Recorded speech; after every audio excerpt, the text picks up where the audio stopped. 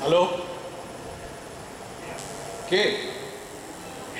ও, বিধুবাবু, নমস্কার। কি খবর? হ্যাঁ, বলেন কি?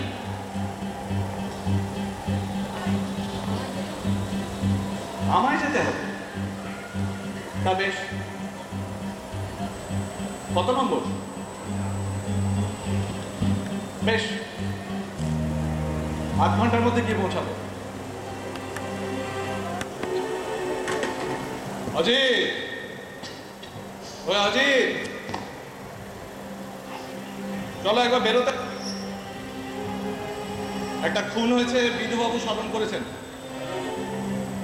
কোন বিধুবাবু? Deputy commissioner?